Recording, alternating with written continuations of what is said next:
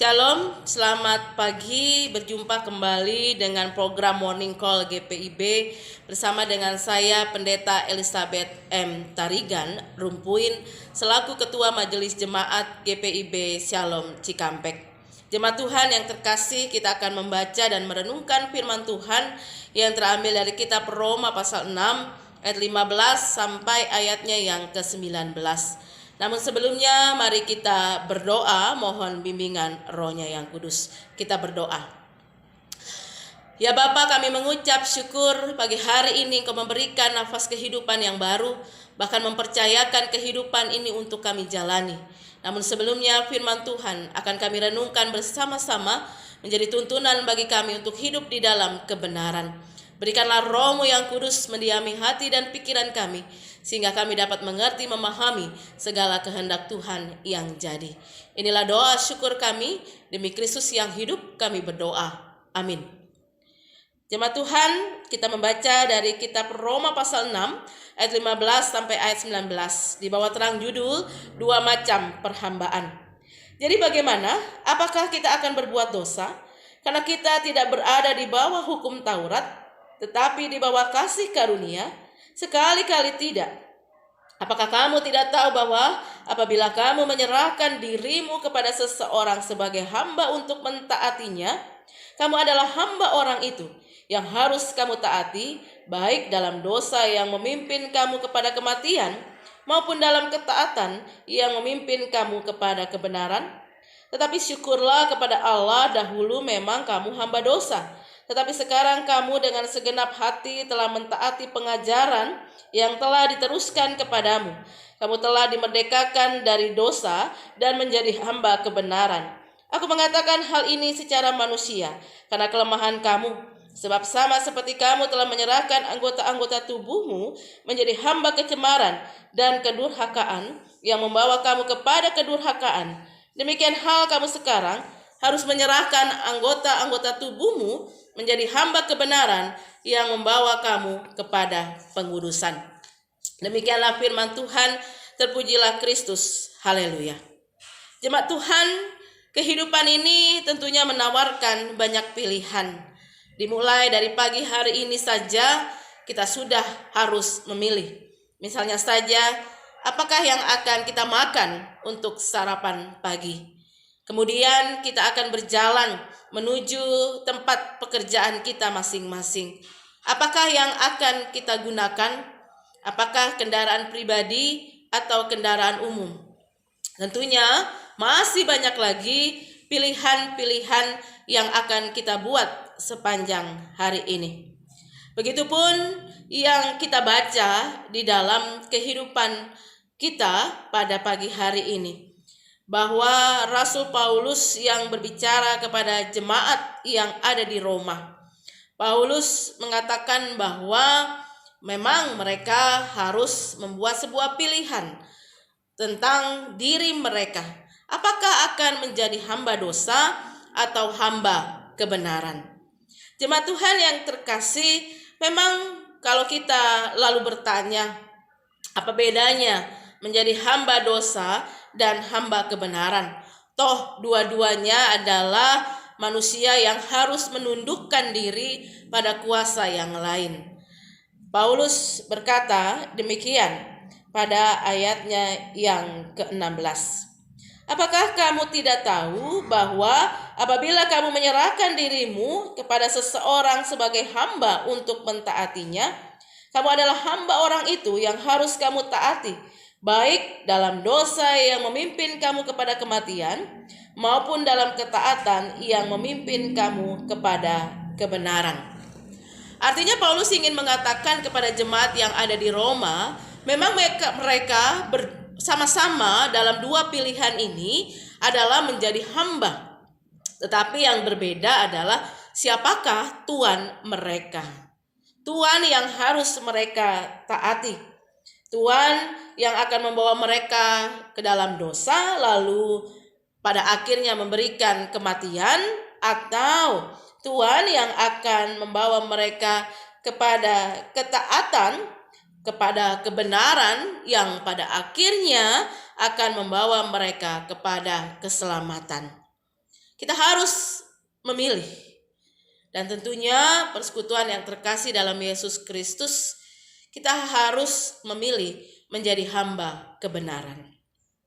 Ketika kita benar-benar taat dan tunduk hanya kepada Allah saja. Karena kita tahu bahwa kita sudah diselamatkan.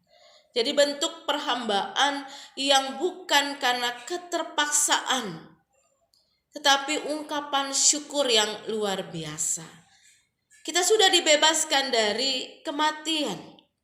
Seakan-akan kita diambil dari lubang jurang kematian. Seharusnya kita binasa, tapi bersyukur bahwa Yesus telah mati bagi kita, menggantikan kita untuk ada pada hukuman itu. Kita harus mengucap syukur. Apa balasan kita? Sesungguhnya tidak ada yang dapat kita berikan bagi Allah apa yang kita punya. Kita tidak mempunyai apapun juga. Kita tidak dapat membayar apa yang sudah dilakukan oleh Allah bagi kehidupan kita. Yang kita harus lakukan, yang diminta dari kita adalah ungkapan syukur. Berterima kasih. Jemaat Tuhan yang terkasih dalam Yesus Kristus, artinya ketika kita melakukan kebenaran, bukan lagi karena kita takut akan hukuman. Karena dalam keseharian demikian ya, biasanya. Ketika kita menggunakan helm atau seatbelt di dalam kendaraan mobil, bukan karena keselamatan. Bukan karena kita ingin dihindari dari maut ketika mengalami kecelakaan. Tapi biasanya hanya karena kita takut hukuman. Kalau ada polisi, ada petugas yang berjaga-jaga, baru kita menggunakannya, mengenakannya. Kita melakukan hukum, kita taat terhadap hukum hanya karena kita takut hukuman. Bukan membawa kita kepada keselamatan. Demikian juga di dalam keseharian kita, jemaat Tuhan yang terkasih dalam Yesus Kristus. Yang diminta dari kita adalah kita melakukan kebenaran-kebenaran karena ungkapan syukur, dilandasi oleh sukacita, bukan karena keterpaksaan.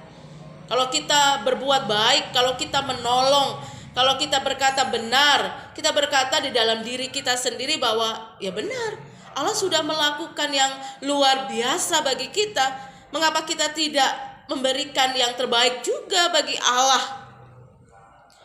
Ketika kita merasa berhutang terhadap Allah dengan tidak dapat membayar oleh hal apapun juga, maka yang dapat kita lakukan adalah dengan melakukan kebenaran, dilandasi oleh kasih kepada Allah. Persekutuan yang terkasih di dalam Yesus Kristus, biarlah firman Tuhan ini yang akan membawa kita di dalam keseharian ini untuk melakukan hal-hal yang benar. Kalau kita mau berbuat kejahatan, ingatlah betapa kita tidak tahu berterima kasih. Kita renungkan, mengapa saya harus melakukan kejahatan kalau Allah sudah begitu baik bagi kita. Tapi kalau kita melakukan kebaikan, kalau kita melakukan kebenaran, ingat juga bukan karena kemampuan kita. Jangan menjadi sombong rohani. Tetapi kita berkata, ya Allah sudah baik. Mengapa saya tidak melakukan kebaikan, kebenaran sebagai ungkapan syukur hati saya? Demikian persekutuan yang terkasih. Kiranya dalam perjalanan satu hari ini, Roh Kudus akan membimbing kita untuk membuat begitu banyak pilihan-pilihan, menetapkan pilihan-pilihan sepanjang hari ini, dan kita melakukan pilihan yang benar dan tepat, yaitu menjadi hamba kebenaran, taat kepada Allah karena perwujudan kasih kepada Allah sebagai ungkapan syukur kepada Allah.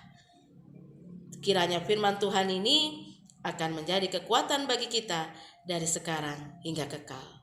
Kembali mari kita berdoa. Ya Bapa, kami berterima kasih, kami mengucap syukur firman Tuhan sudah kami baca dan kami renungkan betapa kami menjadi pribadi-pribadi yang berharga di hadapan Tuhan sehingga kami diselamatkan dan biarlah ya Bapa, di dalam perjalanan kehidupan kami sepanjang hari ini, kami dapat melakukan kebenaran sebagai tanda sukacita atas keselamatan yang Tuhan berikan. Kami mengucap syukur untuk segala kebaikan-kebaikan Tuhan yang menjadi bagian kehidupan kami dari sekarang hingga kekal. Berkati setiap kami, masing-masing kami yang akan melakukan pekerjaan, berbagai aktivitas. Tuhan saja Allah yang menudungi kami dengan keselamatan, dan kami akan melakukan yang terbaik bagi kemuliaan nama Tuhan. Terpujilah Kristus dari sekarang hingga kekal. Amin. Demikian jemaat Tuhan yang terkasih, morning call bagi kita sekalian, segala kemuliaan hanya bagi Allah. Salam sehat untuk kita semua. Gereja Protestan di Indonesia bagian Barat, di tengah-tengah kami melaksanakan vaksin di kantor Majelis Sinode.